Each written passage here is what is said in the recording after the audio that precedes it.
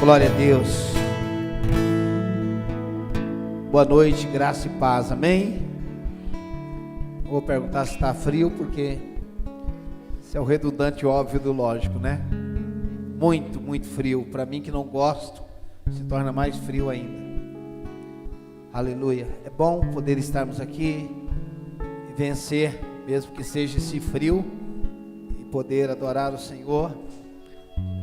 Fazem 2 quarta-feiras que nós estamos ministrando sobre uma mentalidade de prosperidade. E eu sei que quando nós falamos sobre prosperidade, a primeira coisa que vem à nossa mente é dinheiro. Na verdade, quando nós definimos prosperidade como dinheiro apenas, nós caímos no engano. O dinheiro faz parte da prosperidade, mas o dinheiro está dentro da prosperidade, mas o dinheiro não define prosperidade.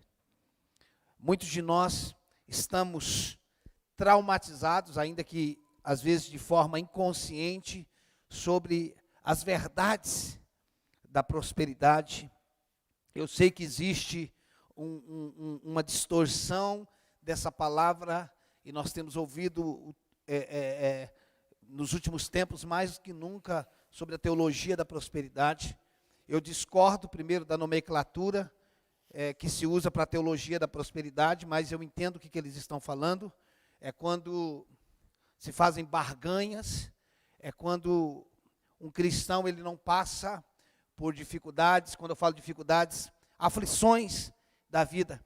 Porém, quando eu disse que eu discordo da nomenclatura teologia da prosperidade, porque a Bíblia é um livro que traz prosperidade para a nossa vida. Só não esqueça que eu acabei de dizer que prosperidade não está ligada unicamente a dinheiro. A prosperidade é uma plenitude do espírito, da alma e do corpo. Quando nós vivemos em plenitude, nós vivemos no espírito, na alma e no corpo, e isso reflete no nosso exterior. Muitos de nós carregamos conceitos e preconceitos, carregamos limitações, sofismas, fortalezas nas nossas mentes. Esses dias eu acho que eu disse aqui, eu falo que eu acho porque faz 3 semanas que eu estou rodando, e eu não sei mais o que eu disse em Floripa, em Minas, eu não sei mais o que eu disse já. Hoje estava conversando com um casal, eles falando que o senhor pregou em Floripa. Eu falei, o que eu preguei em Floripa, que eu não lembro. Eu não lembro mais o que eu preguei em Floripa, de verdade. Mas eu acho que eu falei aqui numa dessas quarta-feiras, que a filosofia grega, ela diz que nós somos produto do meio. Durante muito tempo eu lutei contra esse conceito e de certa forma ainda luto. Mas existe verdade, nós nos tornamos produtos. Existe uma parte que é verdade, nós nos tornamos produto do meio. A nossa criação, aquilo que vivemos, presenciamos, passamos, acabou definindo a nossa personalidade, acabou estabelecendo limitações nas nossas vidas. E quando nós não entendemos o poder que tem a nossa mente, eu vejo as pessoas declarando, usando o texto como de Romanos, Deus é poderoso para fazer infinitamente mais do que pedimos, pensamos. Na verdade, Deus é poderoso, mas muitos usam esse texto para dizer que Deus vai fazer mais do que pedimos ou pensamos. Deus é poderoso para fazer, mas não quer dizer que Ele vai fazer além do que pedimos ou pensamos. Para mim, o que Paulo está dizendo à igreja de Roma é o seguinte: Deus é poderoso para fazer infinitamente mais do que vocês estão pensando. Tipo assim, pense maior. Pense além disso. Ele é poderoso, mas não quer dizer que Ele vai fazer. Por quê? Porque Deus não é do tamanho da mente do homem. Mas geralmente Ele não faz nada além da mente do homem. Eu sei que isso é chocante, alguns podem discordar e têm o direito de discordar. Mas Provérbios 23:7 diz: como o homem imagina ser, ele é. O homem está limitado sobre os seus próprios pensamentos. O homem está limitado dentro dos seus próprios pensamentos.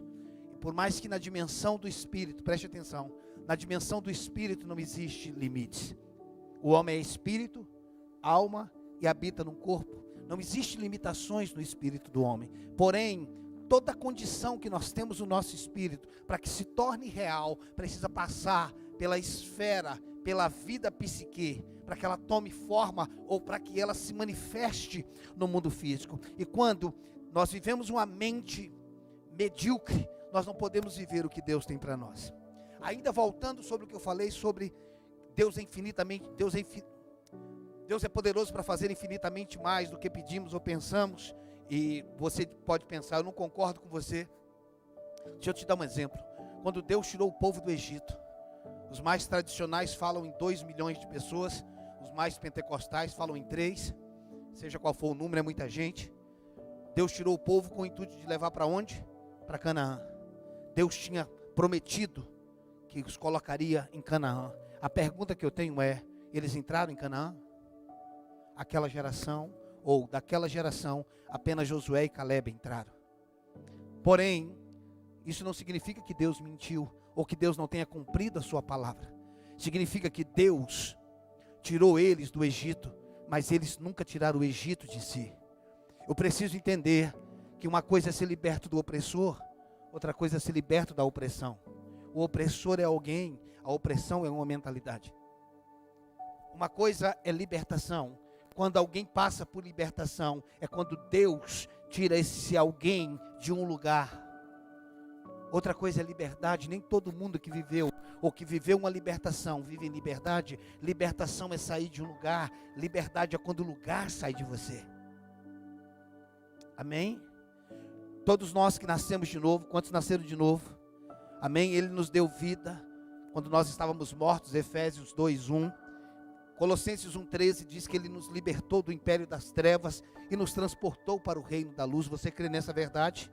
Eu também creio. Se a Bíblia diz que nós fomos libertos, por mais que nós não vimos que saímos de um lugar para o outro, contudo, todavia, nós estamos nas regiões celestiais, porque a Bíblia diz que Ele nos transportou para o reino da luz, e nós estamos lá.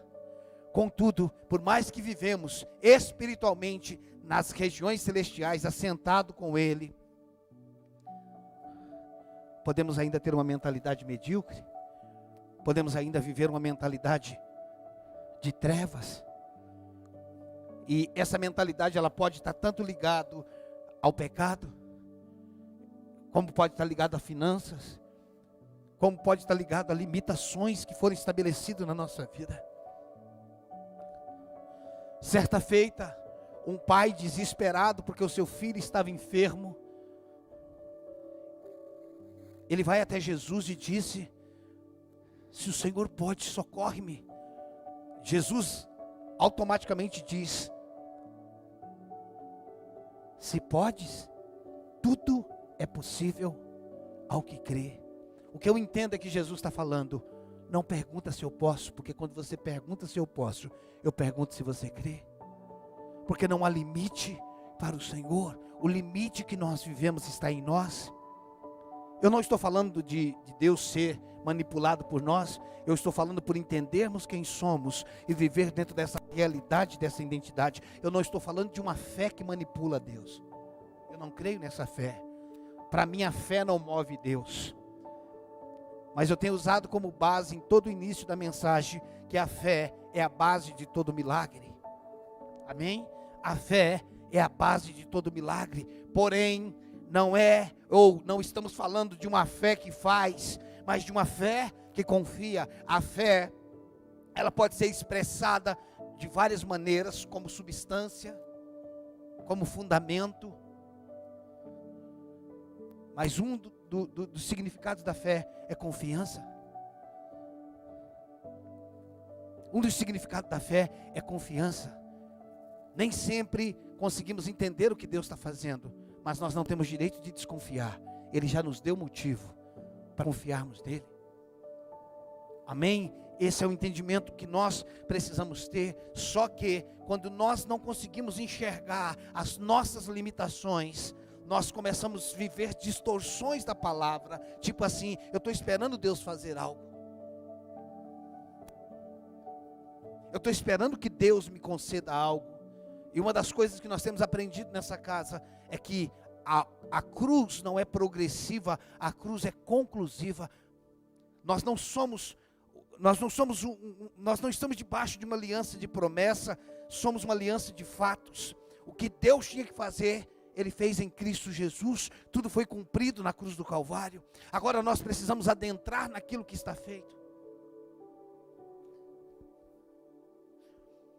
Muitos de nós achamos que vivemos como vivemos, pela condição que temos. Alguns justificam o não ter, ou não estar, por falta de recurso, quando na verdade, nós não estamos ou não temos por falta de recurso. Nós não estamos ou não temos por falta de mentalidade. O que nos impede de viver o que Deus tem para nós, não foram falta de oportunidades na vida, não foi porque você não teve um pai que te deu tudo. Porque se eu não reconheço, presta atenção, se eu não reconheço a doença, eu vou fazer um diagnóstico errado, e toda doença diagnosticada de forma errada é tratada, é medicada de forma errada. Quando eu não entendo a causa da febre, o meu alvo é o termômetro. Quando eu não entendo a causa da febre, ou o que faz a pessoa ter febre, eu desenvolvo uma mentalidade que a doença é a febre, e aí o meu diagnóstico está onde? No termômetro. Só que a febre não é a doença, a febre é o efeito, a doença é uma infecção que precisa ser diagnosticada, e muitas vezes nós estamos tentando resolver coisas que são efeitos, não são causas, e pelo fato de nós estamos tentando resolver o efeito e não a causa, nós estamos tentando resolver o problema momentâneo. Tem gente que tudo que quer é sair de uma situação. Porém, se eu saio de uma situação, mas a minha mentalidade é escrava daquela situação, mais cedo ou mais tarde eu vou voltar para ela. Você pode dizer amém? Preste atenção. Eu posso sair de um problema financeiro, mas se a minha mentalidade é uma mentalidade de escassez e de necessidade, eu vou voltar para aquele problema amanhã. Quando Deus tirou o povo do Egito, quando Deus tirou o povo do Egito, que eles passaram o Mar Vermelho, até hoje eu não sei, Robson, como é que eles falavam em voltar para o Egito sem o Mar Vermelho se abrir, porque para eles passarem, eles tiveram que passar pelo Mar Vermelho. E quando eles estavam diante do problema, eles queriam voltar para onde? Para o Egito. Só que no Egito eles acordavam debaixo de grito, eles tinham que produzir, eles tinham uma meta a cumprir todos os dias. Mas quando eles tinham um problema, eles queriam voltar para lá. E por que eles queriam voltar para lá, se o lugar era terrível? Se eles não cumprissem a meta, eles poderiam ser punidos. Mas todas as vezes que eles tinham um problema, eles queriam voltar para lá. Você não acha que é burrice, um absurdo, uma pessoa querer voltar para o lugar do sofrimento?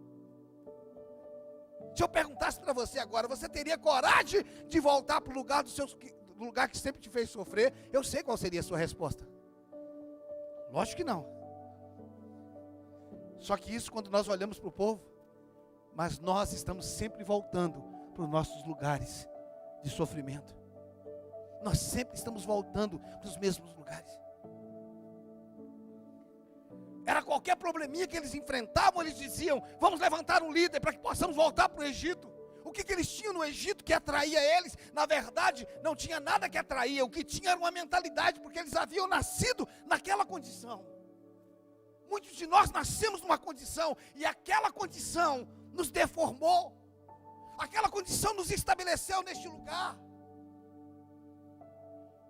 E somente quando eu consigo enxergar através da luz da palavra, não através de sofismas, não através de autoajuda, mas o que Deus diz ao meu respeito, o que Deus diz acerca da minha saúde, o que Deus diz acerca da minha família, o que Deus diz acerca das minhas finanças, é isso que me liberta. Conhecereis a verdade, e a verdade me confortará. Escute, irmãos, se você quer viver uma libertação, esqueça o conforto. Nós vamos precisar, na verdade, de um confronto.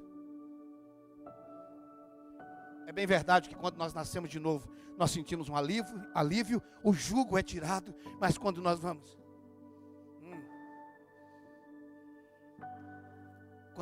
viver uma libertação, seja ela em que esfera for, nós vamos ter que viver um processo. E a coisa mais difícil de mudar não é de igreja. As pessoas vivem mudando de igreja. O que é difícil de mudar é de vida. Só que como eu não consigo fazer o diagnóstico correto, mudar de igreja é mais fácil, mudar de esposa é mais fácil, mudar de emprego é mais fácil. Por quê?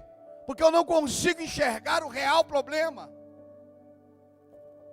Quando nós não entendemos o que nós precisamos, nós vivemos, sabe o que, irmãos? De carência. Nós sabemos o que nós estamos querendo? É alguém para lamber as nossas feridas, alguém que nos mantém no mesmo lugar. Quando nós queremos crescer, nós precisamos de algo que nos liberte.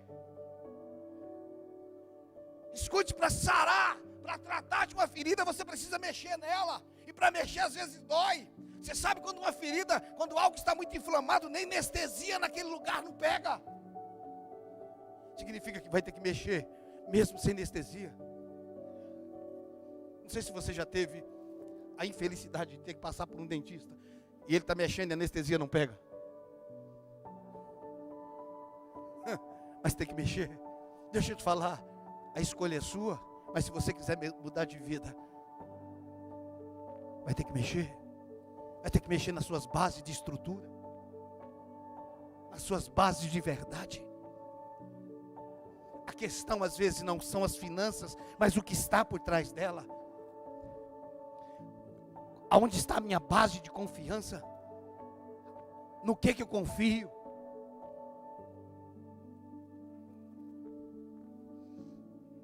Abra sua Bíblia comigo. Em Salmos.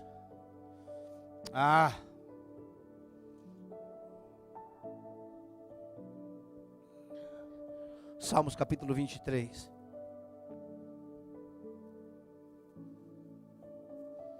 Pastor, eu já conheço esse salmo de cor e salteado. Pois é, ele que a gente vai ler.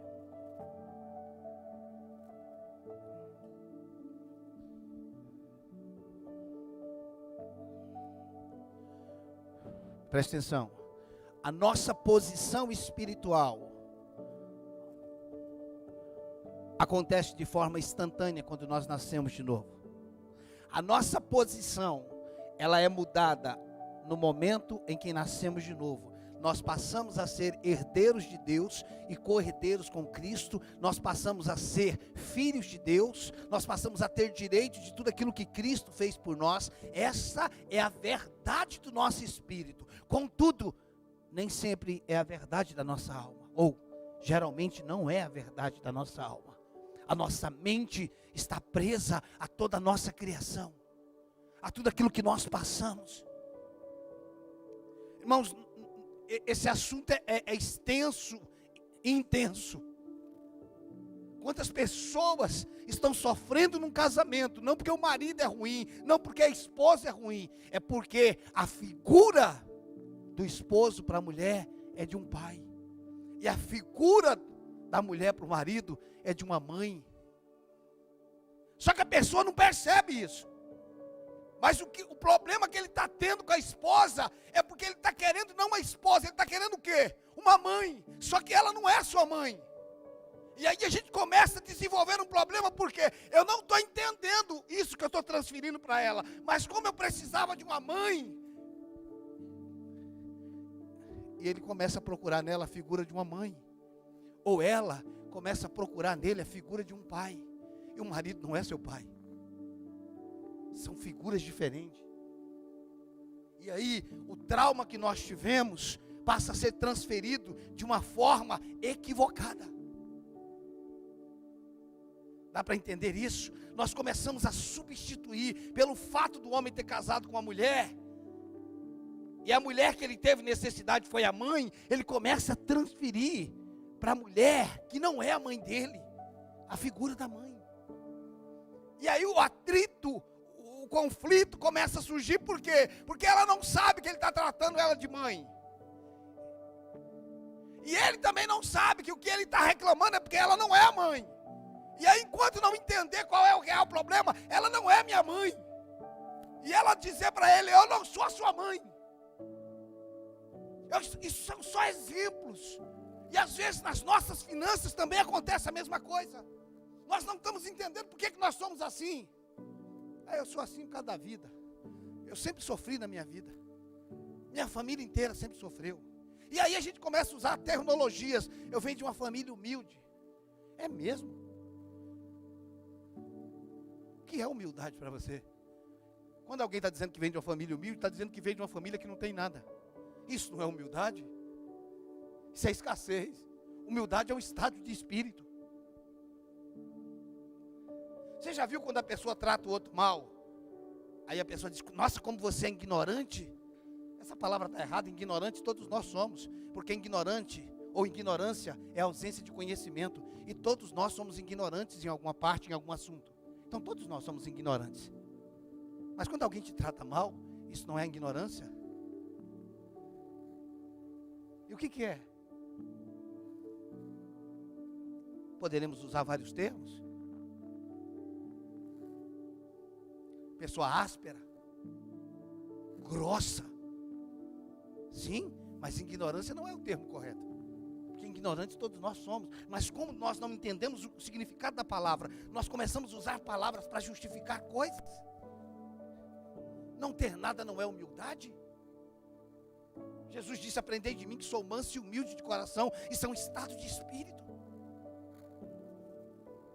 A gente precisa dar nome certo a cada coisa. Olha, não olhe, entre na minha casa. É humilde. Então se você for na casa do rico, aquela casa não é humilde. Porque humildade, faz sentido isso? Na cabeça de muitos de nós faz. Então significa, se humildade é não ter nada, não existe nenhum rico humilde. Faz sentido isso? Não, nem um rico. Irmãos, eu já encontrei ricos humildes, e já encontrei pobre que não tinha nem um pau para dar no gato e não tinha humildade. Não é isso. Isso não é humildade. Isso é escassez. E Deus não criou a gente para escassez. As nossas mentalidades têm nos batido. Eu não consegui ler ainda, não consegui entrar na mensagem. Por causa, eu quero desmistificar alguma coisa em nome de Jesus para que possamos entender.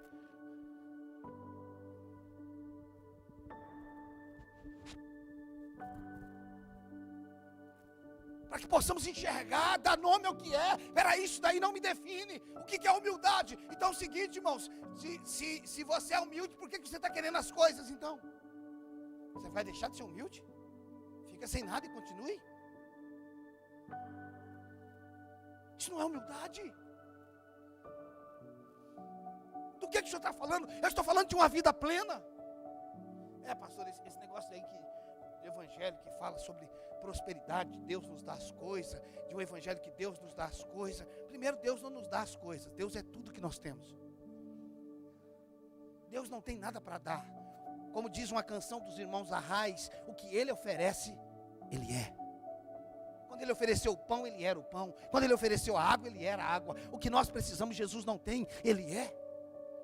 É isso que nós precisamos entender. Só que assim, irmãos, a hipocrisia dessas pessoas que dizem que o evangelho não é que Deus nos dá coisa, é que para eles Deus não nos dá as coisas, que Deus não quer você bem, Deus quer você salvo. Entendi. Agora deixa eu te perguntar, como é que você quer os seus filhos?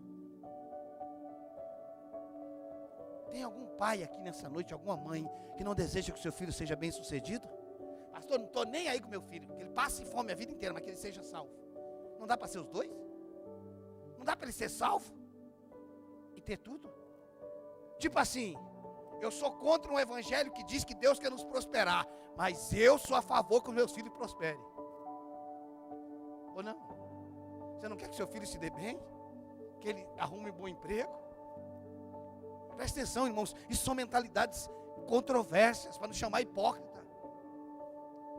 Todos nós queremos os nossos filhos bem-sucedidos. Como é que Deus quer você? Deus não liga para coisa. Sim, se Ele não liga para coisa, nós não estamos falando coisa, nós estamos falando da vida dEle em nós. Nós estamos falando de ser filhos dEle.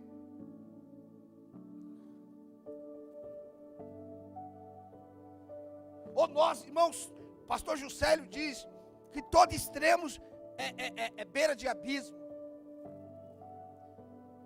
A ideia não é simplesmente buscar dinheiro. A ideia é buscar Deus e entender que nele eu sou pleno. Pobreza não é sinônimo de santidade, nem riqueza. Dois extremos. Não ter nada não garante que você é santo, e ter tudo também não garante. O que garante que eu tenho tudo e que eu sou tudo? Porque Cristo vive em mim, porque a vida dele está em mim, e porque ele me ama. E se ele não me negou o seu único filho, porventura não nos dará juntamente com ele todas as coisas.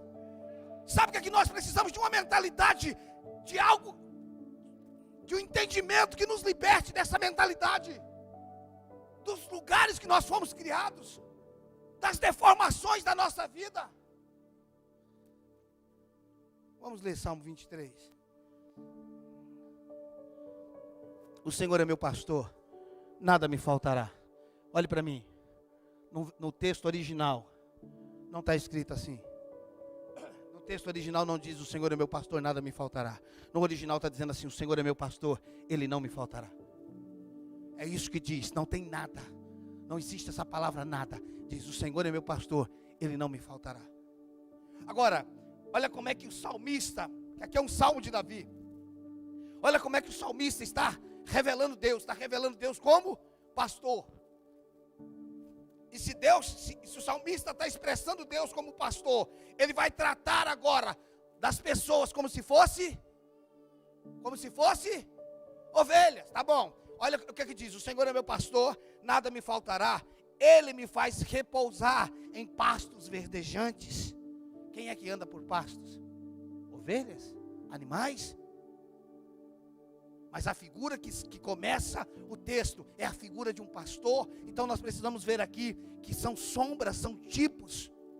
O Senhor é meu pastor, nada me faltará. Ele me faz repousar em pastos verdejantes. Leva-me para junto de águas de descanso. Refrigera minha alma.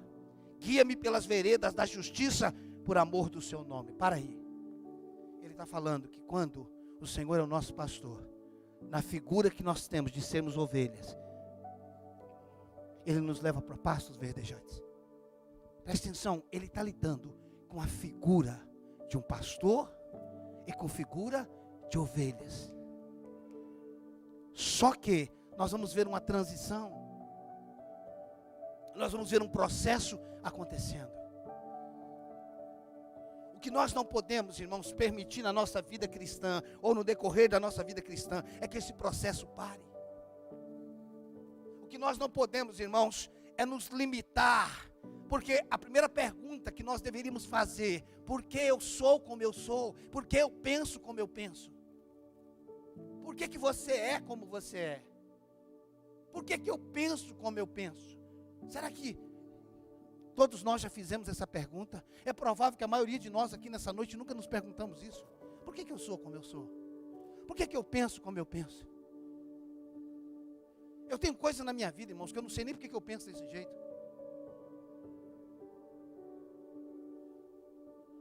Eu não sei por que eu sou assim em alguns aspectos. Mas quando eu começo a olhar para a minha vida, eu sei por que eu me tornei assim. Então vamos lá. Novamente o 3. Refrigera minha alma. Guia-me pelas veredas da justiça, por amor do seu nome.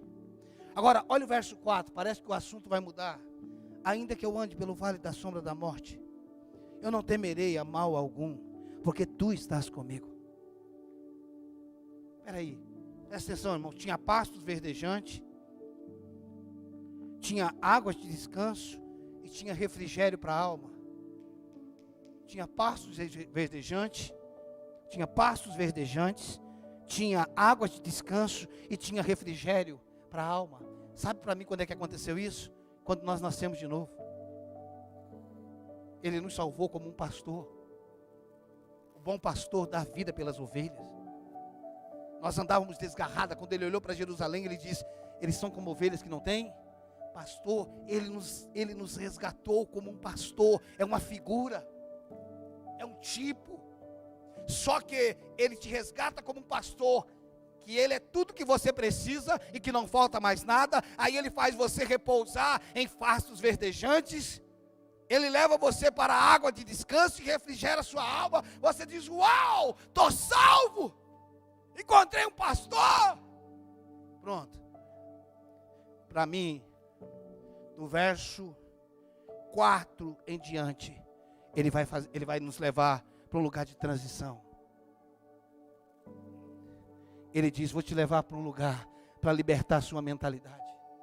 Ele diz: ainda que eu ande pelo vale da sombra da morte, eu não temerei a mal nenhum, porque tu estás comigo. O teu bordão e o teu cajado me consolam. Perceba que existe um processo. Agora, quando nós formos ler o próximo versículo, nós vamos entender que aconteceu algo nessa jornada. Aonde? Que jornada? Quando eu passei pelo vale da sombra da morte, algo aconteceu. No verso 5 diz: prepara-me uma mesa na presença dos meus inimigos, o adversário. Esse texto começou como uma figura do quê? De um pastor que estava conduzindo quem? Ovelha. Agora deixa eu te perguntar, você já viu alguma ovelha sentado na mesa? Já viu, não? Bicho não senta na mesa. Por que não continuou no assunto do pasto? Ele está te dizendo: eu te salvei como um pastor, eu te conduzi como ovelha, mas estou preparando uma mesa para que você se assente como meu filho.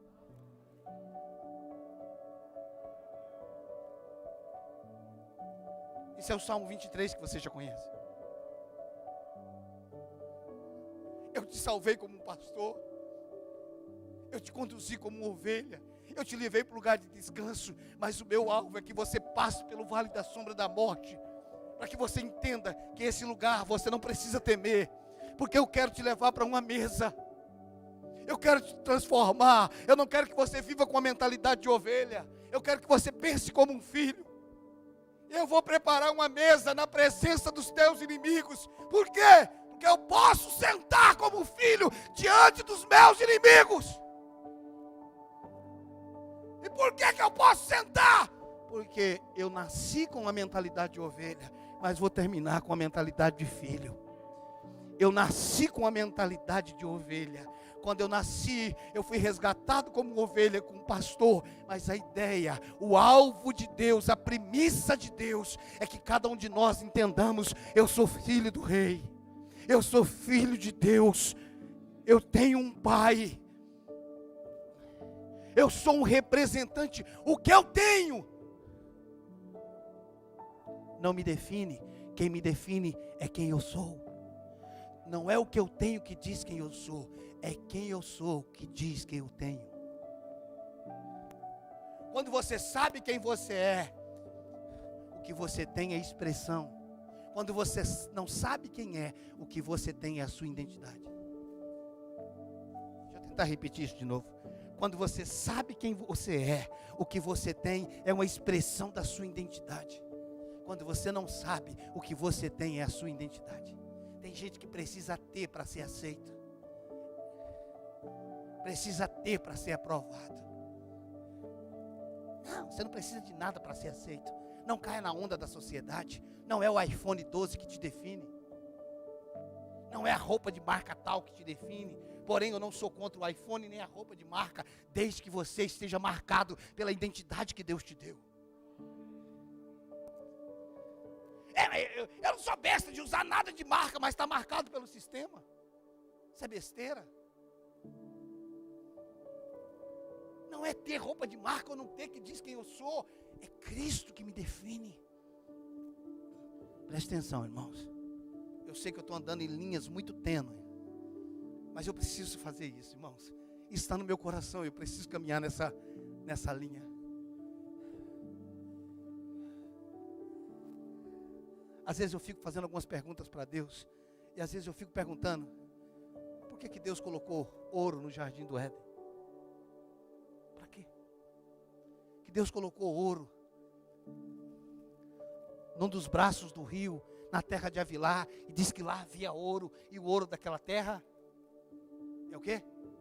Você lembra o que está escrito lá? O ouro dessa terra é bom. Bom para quê? Para comprar o quê? Porque quando a gente pensa em ouro para quê? Para compra, para posse. Mas tá, para que tem ouro na terra de Avilá? Para que tem ruas de ouro, de jaspe, de cristal? Para que essa bobeira, Deus? Não vamos comprar nada. Não tem loja da Louis Vuitton. Não tem Tommy no céu.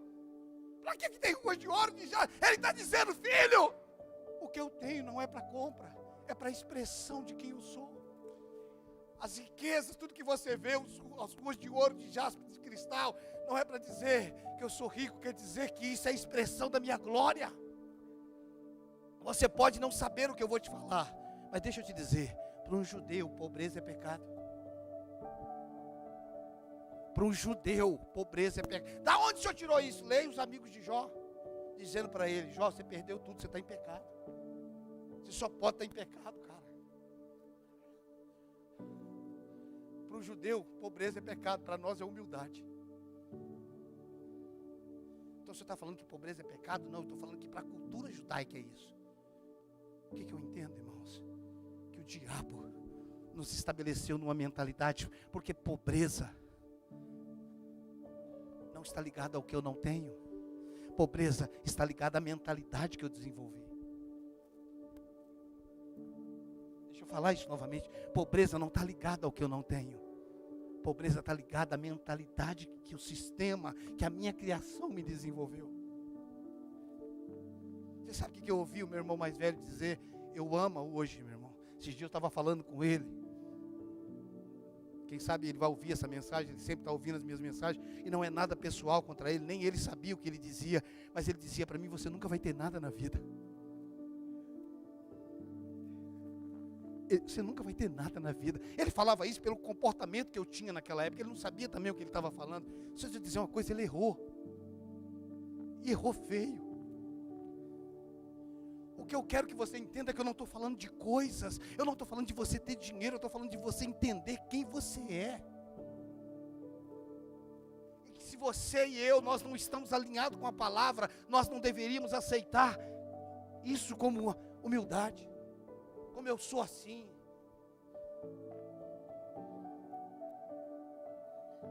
A ideia de Deus é, quando você vive o que eu tenho, o que eu sou, você está expressando a minha glória.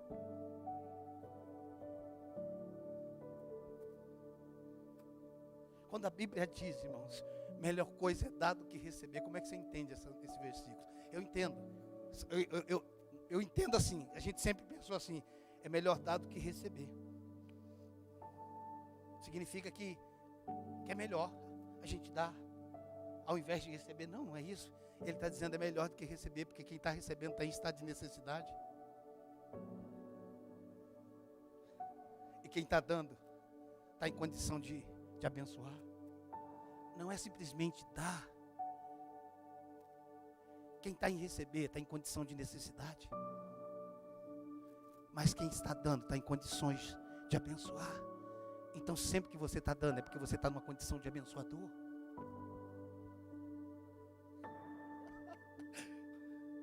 Pastor, mas eu não tenho. Não é a quantidade que você tem. Por que quando aquela viúva trouxe as moedinhas, e a gente sempre está dando ênfase nas moedas? Não, esquece as moedas. O senhor está desprezando as moedas? Não! Eu só estou falando que a ênfase do texto não está nas moedinhas. E aquela viúva trouxe as moedinhas, e aí Jesus disse, e ela deu mais do que todo mundo. A ênfase do texto não está nas moedas. A ênfase no texto está porque ela deu tudo que ela tinha. E muitos pastores usam isso para que o povo dê tudo. A ideia nessa noite não é isso. A gente não quer tirar nada de você aqui. Eu estou pregando como pastor de vocês, não como charlatão. Eu venho nessas 3 quarta-feiras, eu venho com o entendimento de libertador. Eu não quero tirar nada de você. questão não foi a moeda que ela deu.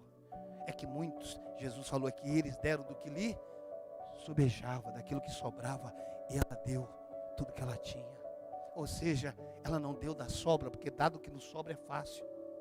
Difícil é dar quando nós só temos aquilo. Quando o mês está tudo bem, a gente tirar 10%, pode ser mais fácil. Eu falo pode ser mais fácil, que para muitos, mesmo tendo muito, consegue dar em tempo nenhum. Ainda fala que é livre, você não é livre. Você só é livre quando você consegue dar. Quando você não consegue dar é porque você é escravo. Eu sou dono daquilo que eu consigo dar. Quando eu não consigo dar, eu não sou dono, já tem outro dono. Jesus está falando, eles deram do que lhes sobejava. Na verdade, ela deu tudo que ela tinha. A questão aqui não é sobre as moedas. A questão é que ela não tinha sobra para dar. Mas quando você, mesmo tendo pouco, Deus direciona você a dar algo para alguém, Ele está dizendo, você é mais bem-aventurado em dar do que receber. Porque mesmo nessa condição, você ainda está na posição de abençoador. O que eu quero que você entenda no nome de Jesus Cristo é que Deus quer nos libertar de uma mentalidade. Você está falando que Deus quer nos dar dinheiro, Deus quer nos dar a vida dEle. Deus quer que vivamos a sua vida. E isso faz parte de recurso. O que é que você gostaria de ter na sua casa? Como que você gostaria que a sua família se alimentasse? Como que você gostaria que os seus filhos se vestissem? Como que você gostaria que os móveis da sua casa fossem? Ou como que você gostaria que a sua casa fosse?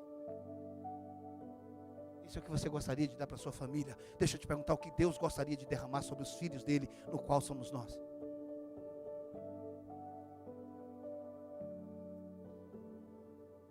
É isso que nós precisamos entender. Eu comecei pastando, irmãos, mas vou terminar numa mesa. Porque se você não entender a ideia primária de Deus, que é te fazer sentar numa mesa, você vai passar a sua vida inteira pastando. Tem gente que está há 30 anos no evangelho, pastando. Como é que está? Na luta. Na luta. 5 anos depois, na luta. Quando está na desgraça aí muda. Estou vivendo pela fé. E antes você vivia do quê? Quando alguém fala você estou vivendo pela fé, você pode pensar, está lascado. Porque isso virou sinônimo de viver pela fé. O justo viverá da fé. Todos nós fomos chamados a não viver pelo trabalho, trabalhar, mas nós devemos viver pela fé. A fé não é uma condição, não é uma base de sofrimento. A fé é uma base de confiança. Eu trabalho, faço isso, mas a minha base de confiança é a fé que eu tenho em Jesus Cristo. Isso, mas não, até isso a gente distorceu. Está vivendo do quê? Como é que você está agora, cara? Estou na fé, irmão, não é fácil não, mas estou na fé. Ah, entendi. Então quando você trabalhava e ganhava dinheiro, não era da fé. Você vivia como? Está tudo errado, irmãos. Nós acordamos pela fé. Se temos dinheiro, estamos em fé. Se não temos dinheiro, continuamos em fé. Se tudo vai bem, na fé. Se tudo vai mal, continuamos na fé. Se o mar está tranquilo, na fé. Se o mar está agitado, continuamos na fé. Ter fé quando tem dinheiro é fácil. Quero ver. Quando não tem dinheiro, eu preciso de fé. Quando eu tenho dinheiro, eu não preciso. Eu preciso de fé em todo tempo. Quando não tem, precisa de fé para possuir. E quando tem, precisa de fé para saber gastar. Mas nós não entendemos esse processo, irmãos. E nós estamos sofrendo não porque Deus não quer fazer. Nós estamos sofrendo por uma mentalidade que foi derramada, estabelecida pelos nossos pais, que muitas vezes, na maioria das vezes, nem eles entendiam. Irmãos, eu venho de uma casa, eu tenho 46 anos, eu já não sou mais um menino. Eu ainda alcancei que em casa ninguém comia enquanto meu pai não chegava. Só que ainda estava com problema, porque meu pai não vinha para casa, ele ia para o boteco. Minha mãe segurou essa onda durante um tempo. Chegou uma hora que ela não segurou mais, porque meu pai não tinha hora para chegar. E a melhor parte da comida era para ele. A melhor parte da carne, o melhor bife. Eu estou viajando, irmão, comi bife naquela época. Eu estou olhando para o passado com a mentalidade de hoje. A melhor época do mês era carcaça de frango. Quando eu sabia que tinha carcaça, irmão, que eu olhava na panela aquele cheirinho de carcaça, eu sabia que aquilo era dia de pagamento. O resto era pé de frango.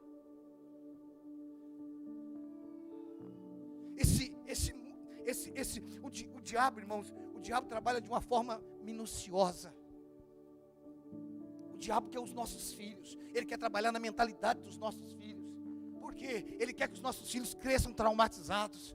Ele quer que os nossos filhos cresçam em necessidade. Ele quer que os nossos filhos vejam as brigas dos nossos casamentos, os gritos. Porque é isso que está formando os nossos filhos. Só que comigo ele caiu do cavalo, irmãos, porque Cristo tem me libertado a cada dia. E é isso que ele quer nos ensinar.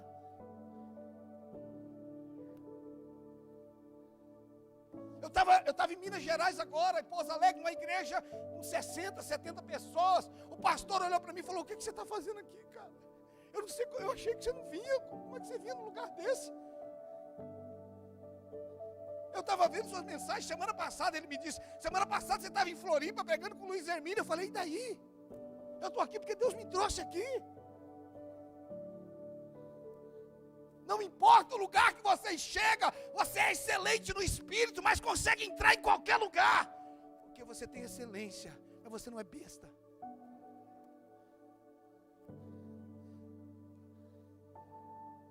Você pode viver a excelência e comer arroz com ovo. Eu gosto disso. Qualquer coisa me chama para comer arroz com ovo lá na sua casa. Arroz quentinho, irmão, com ovo bem fritinho. Isso é muito bom.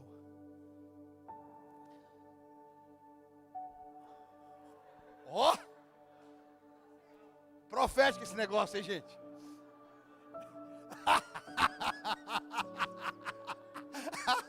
O que, Cleito? Rapaz, a gente não pode ter vontade que Deus já supre, né, irmão?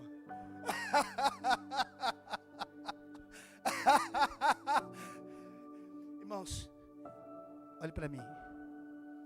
Por que eu estaria falando para você isso esses dias? Eu tenho temor no meu coração em fazer isso. Eu tenho tremor no meu coração em lidar com áreas da igreja. Eu não quero nada seu. Eu só quero ser um libertador na sua vida. Eu só quero que você entenda que você é filho de um rei. E por ser filho de um rei, você é um príncipe, você é uma princesa.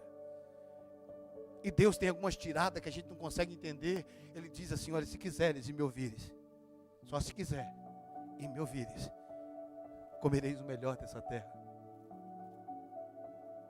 Mas a gente, irmãos, está preso em João 16, 33, na parte A, né? Nem todo versículo. No mundo tereis aflições. Mas se quiseres me ouvires, comereis o melhor dessa terra. Essa parte eu nem lembro. Sabe por quê? Porque parece que a gente, quanto mais sofrimento, mais santo a gente é. Aleluia. Está estreito, mas está gostoso. Está estreito, mas está horrível.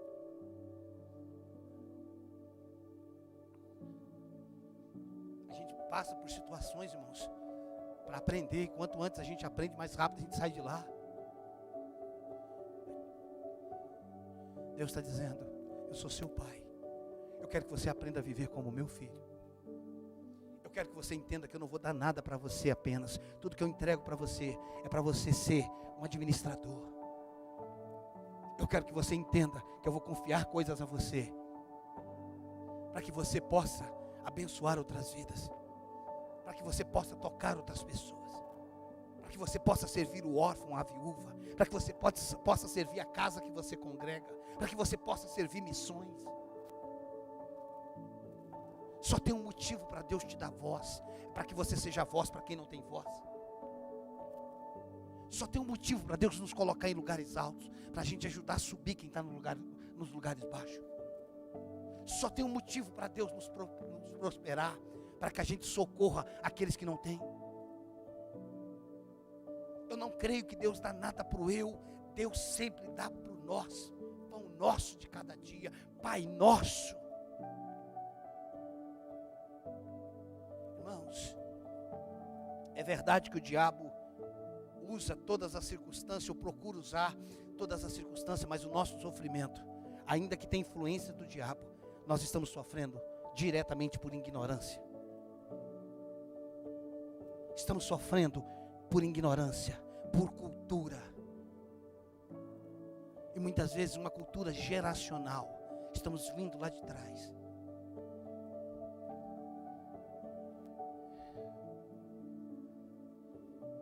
Quando a gente vê algumas pessoas, irmãos, na condição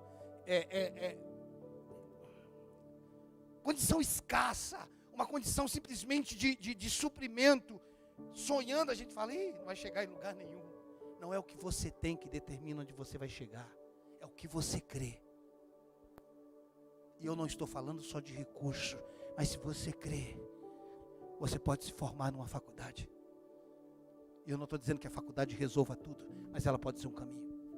Se você crê, e Deus tem isso para você, você pode abrir uma empresa e explodir.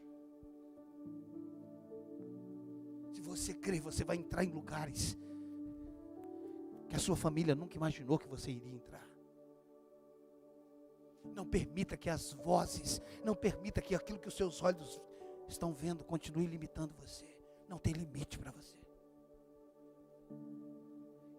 Eu estou falando que não tem limite, irmãos, para aquilo que nós temos em Deus, amém? Não tem limite para você.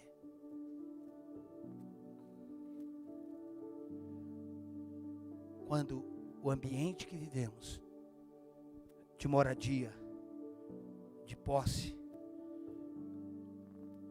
quando os recursos que têm chego, ou que estão chegando, nos incomoda, nós podemos entrar em lugares maiores. Nós podemos entrar em outra dimensão. Nós podemos entrar em outra realidade.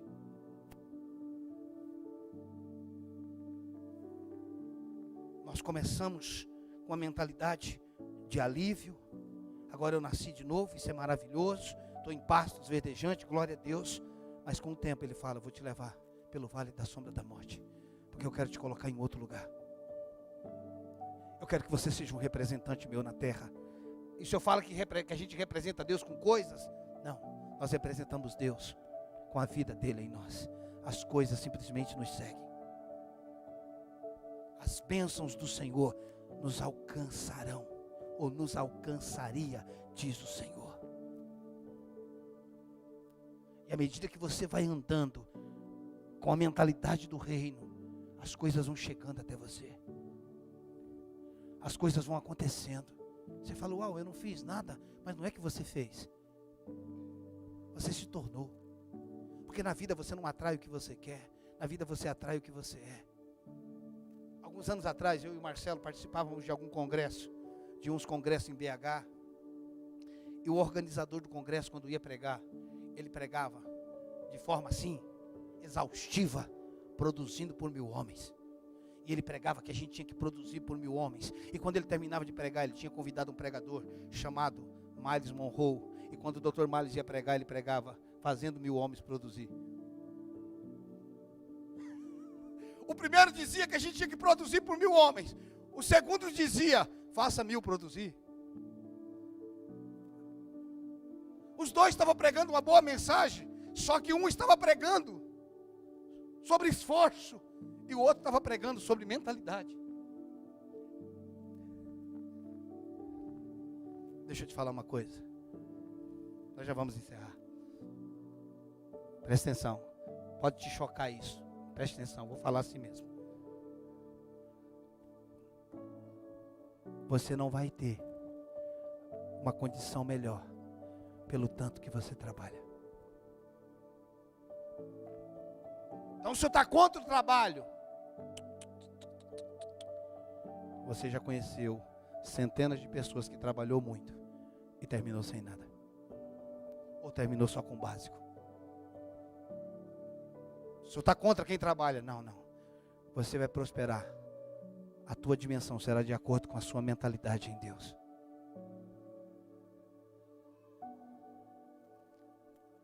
Eu sei que isso pode nos chocar. Porque você acha que é do tanto que você trabalha. Pastor, o senhor está fora da Bíblia. Lá em Gênesis diz que o homem comeria do suor do seu rosto. Foi depois do pecado, maldição. Só que eu não estou mais em maldição. Eu estou em Cristo Jesus.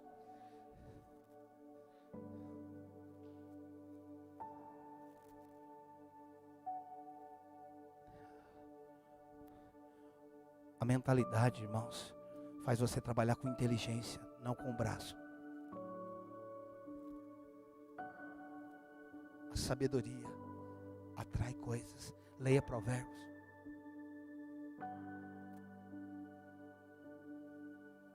Eu sei que isso que você ouviu nessa noite pode te chocar. Eu não vou te pedir perdão por isso, porque a ideia é confronto mesmo.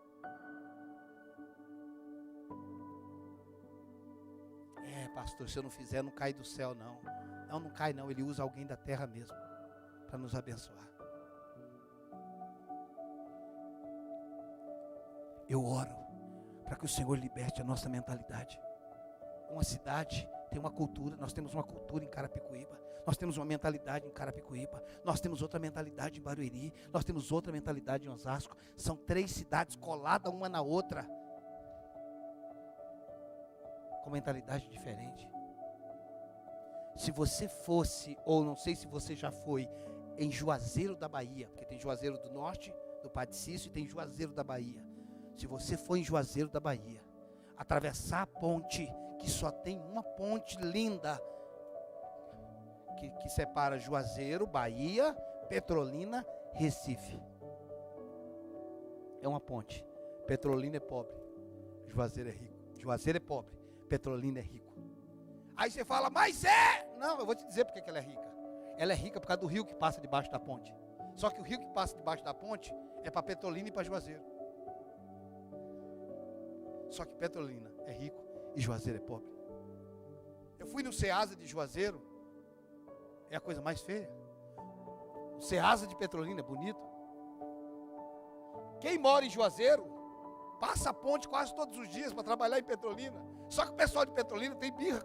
O pessoal de Juazeiro tem birra com o pessoal de Petrolina, porque a pobreza sempre se sente confrontada pela riqueza.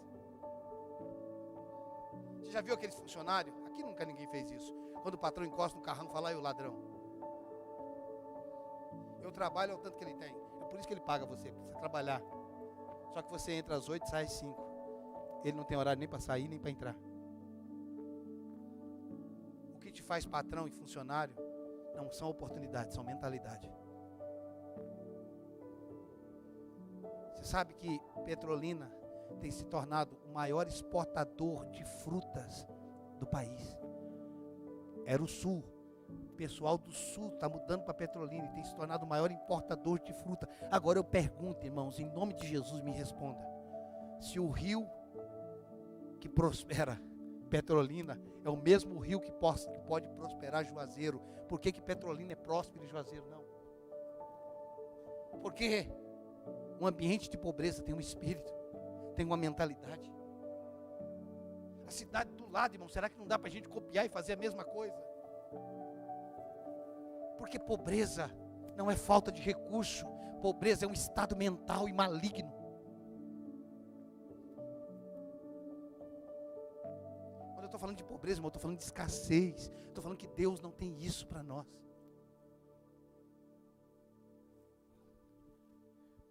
Quando a nossa mentalidade vai crescendo, à luz da palavra, a palavra é a base. Quando a nossa mentalidade vai crescendo à luz da palavra, tudo vai mudando. Tudo vai mudando. O pessoal do louvor pode vir, por favor. E deixa eu te falar, irmãos, por mais que você possa estar chocado, eu usei muitas restrições aqui nessa noite para não falar, para não te chocar mais.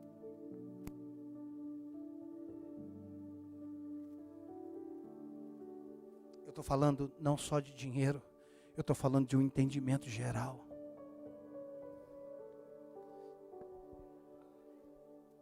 Eu sou nordestino, irmãos. Eu sou nordestino. Eu vim de Recife. Você sabe que a mentalidade de boa parte do nordestino é fazer filho, ou fazer com que os seus filhos, as suas filhas, engravide, tenha filhos, simplesmente para aumentar o Bolsa Família. Como é que um pai chega no nível de mentalidade de fazer a sua filha adolescente ter um filho, para que ele possa ter uma renda fixa mensal? Isso é mentalidade, irmãos.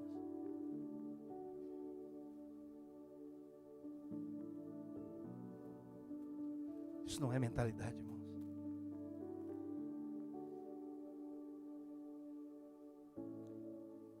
Deixa eu chocar mais com as duas palavras. Eu sei que o governo deu uma ajuda de custo no meio da pandemia. Somos um dos únicos países o qual o governo fez isso.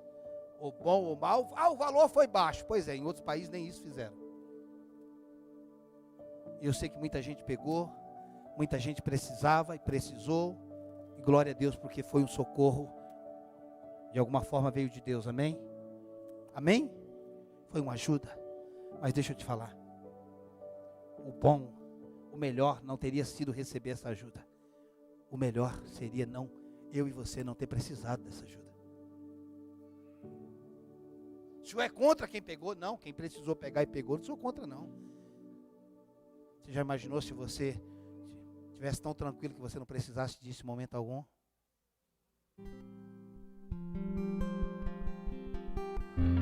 Quando a igreja ajuda pessoas com cesta básica, irmãos, é um dever nosso. Só que você que recebe, deve ter no seu coração, amanhã não vou precisar e eu vou dar para ajudar outros. Essa é a mentalidade. A mentalidade não é só de receber, irmãos, é de ter um coração doador. Eu quero ser um canal, eu quero ser uma bênção, eu quero ser um doador, eu quero ser alguém que possa abençoar outras pessoas. A Bíblia diz que eu emprestaria muito, mas eu não tomaria emprestado. Eu quero viver em outras realidades, em outras dimensões. Por favor, se coloque de pé.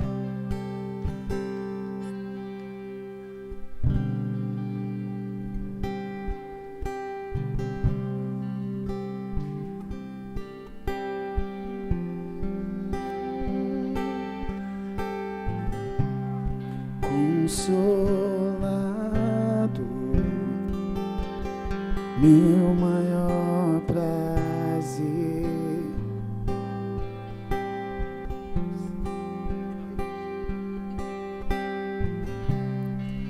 consolado, meu maior prazer é viver imerso em você. Não visitas, tu habitas para sempre em meu ser. Sou tua casa, tua morada, tua eterna habitação. Então flui em mim como um rio de águas vivas.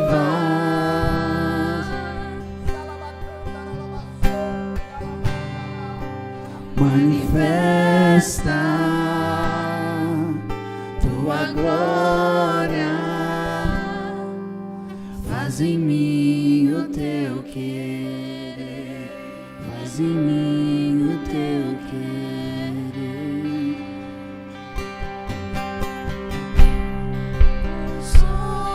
Consolado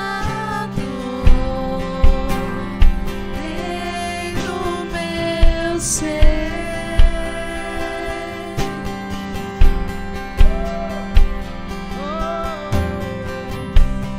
Consolado,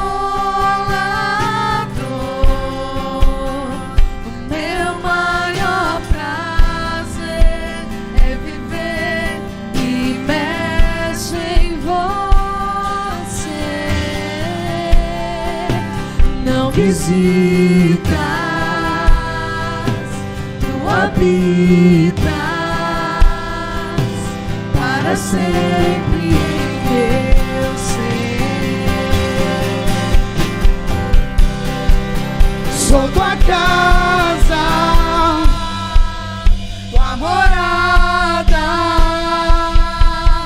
tua eterna habitação. Então flui em mim como um rio de águas vivas.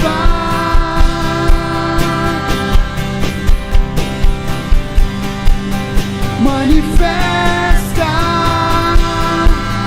tua glória, faz em mim o teu querer, faz em mim o teu querer.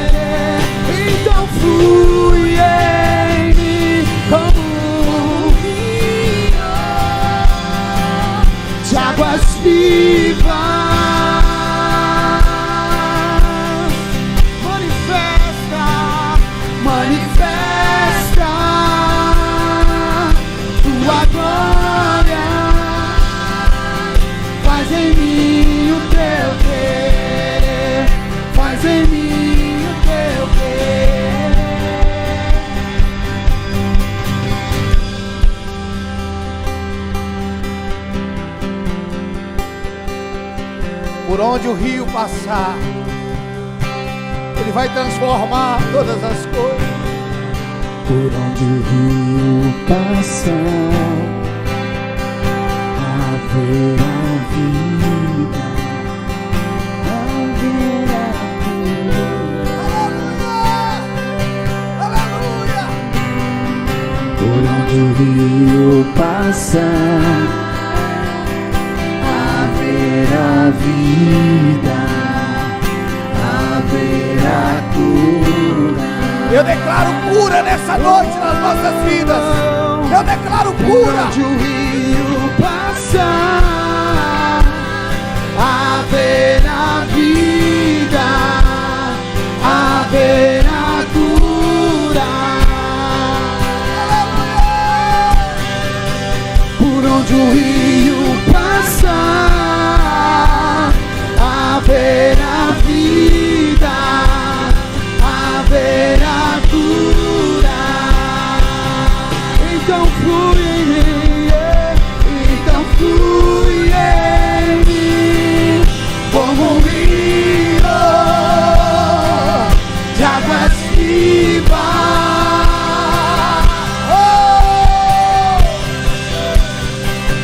Manifesta tua glória. Faz em mim o teu querer, faz em mim o teu querer.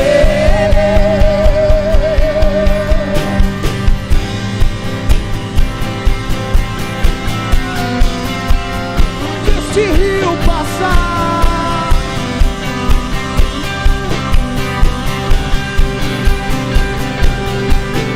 tudo vai transformar.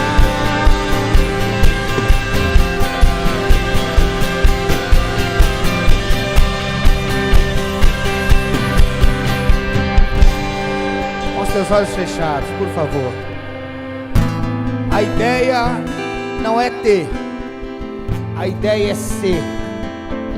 A ideia não é ter mais, a ideia é não ser mais o mesmo.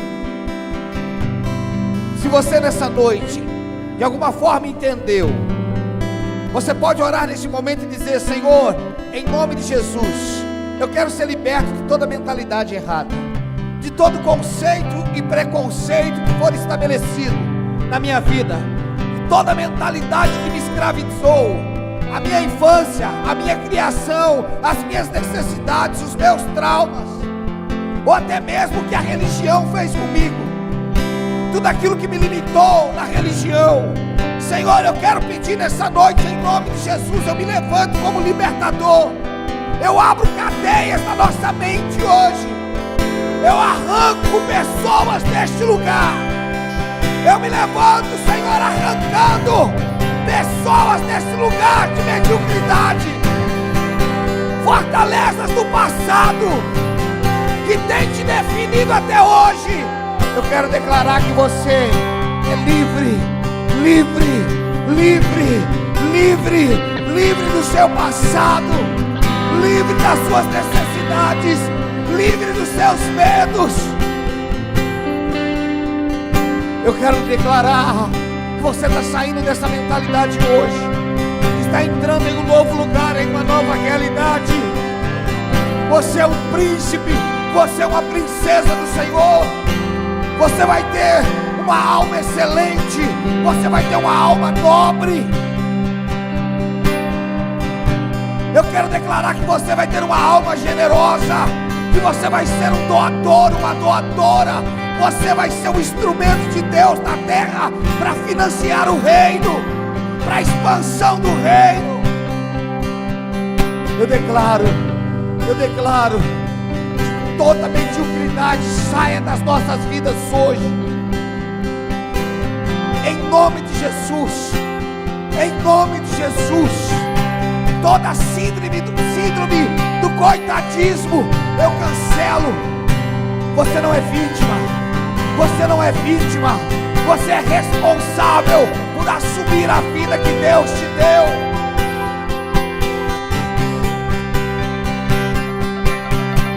Senhor, nós nos levantamos nessa noite e nos arrependemos, Senhor, por todos os nossos pecados cometidos nessa área. Nós nos arrependemos, Senhor, por todo medo, por toda dúvida, por toda incredulidade, Senhor. Nós nos arrependemos. Eu declaro, Senhor, uma igreja livre, um povo próspero, Senhor. Eu declaro homens e mulheres de negócios se levantando neste lugar. Eu declaro projetos nascendo, ideias surgindo. Eu declaro, Senhor amado, novas dimensões na vida profissional. Eu declaro uma mentalidade próspera, um espírito, Senhor amado, próspero que nós recebemos do Senhor. Eu liberto esse povo, Senhor. E cada pessoa que vai ouvir essa mensagem pela internet, eu declaro, Senhor, uma libertação. Em nome de Jesus Cristo, Senhor. Nós ouviremos testemunhos de pessoas que começaram a mudar de vida. Eu tenho publicado que até o final do ano, pessoas não serão mais o mesmo, não serão mais as mesmas.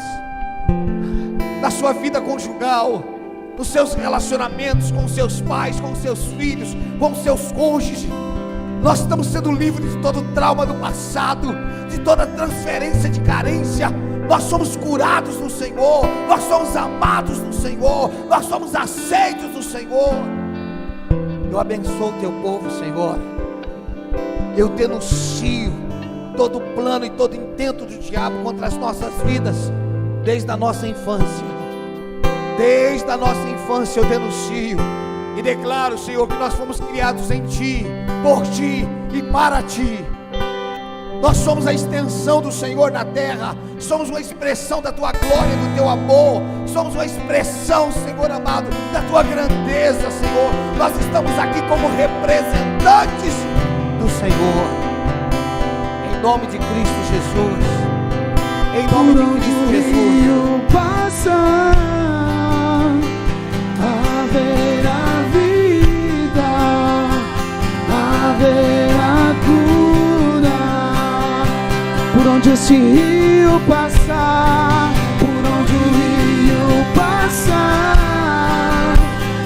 haverá vida, haverá cura.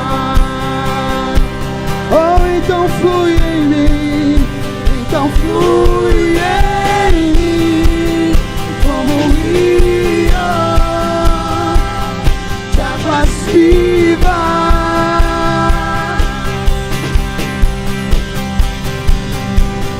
Manifesta tua glória, faz em mim o teu querer, faz em mim o teu querer, faz em mim o teu querer. Aleluia.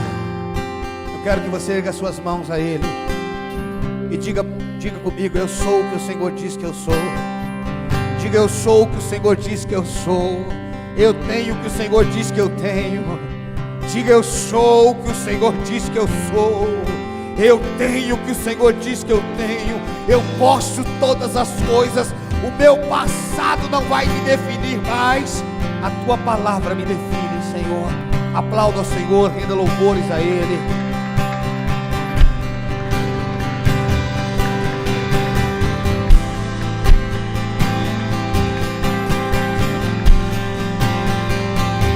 Aleluia.